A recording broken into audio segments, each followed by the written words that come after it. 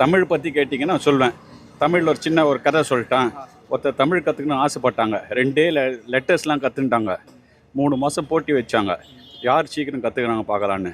வெளிநாட்டில் ஒருத்தன் வந்து நான் கற்றுக்கிறேன் அப்படின்னா, நார்த் இந்தியன் வந்து கற்றுக்கிறேன்னா, லெட்டர்ஸ்லாம் கற்றுன்ட்டு 2 லெட்டர் அடின்னு ஒரு வார்த்தை தான் கற்றுண்டான். அவன் இந்த அடியோட மீனிங் என்ன வாத்தியார் சொல்லிக் கொடுக்கல. நேராக போனோம். பஸ் ஸ்டாப்பில் கிண்டியில் நின்றுனான். மச்சி நம்ம குதிரை செம்ம அடி அடிச்சிடுன்னா.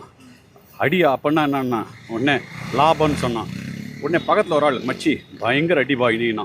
என்னடாண்ணா நஷ்டம்டா, குதிரை பணம் கட்டினேன் மொத்தம் காலிடா, பயங்கர அடி வாங்கிட்டான்டாண்ணா. உடனே பஸ்ஸு வந்து ஏறினான். படியில் நின்று பார்க்குறான் அவன். ஐயோ சர்தார்ஜி கொஞ்சம் குனின்றான். இன்னும் ஏன்னா 2வது அடி திருக்குறளில் என்னன்னு தெரியலன்றான். அடின்னு கேட்டான். உடனே லைனு, செகண்ட் லைனு. உடனே பஸ் கண்டக்டர் சொல்கிறார், யோ ஏன் ஃபுட்பாலில் நிற்கிறீங்க, ஒரு அடி முன்னாடி வாங்கண்ணா. அப்போ அடின்னா என்ன, ஃப்ரண்ட்டுன்னு அர்த்தம். உடனே வாத்தியார் வீட்டுக்கு போகிறாரு நங்கநல்லூரில். அப்போ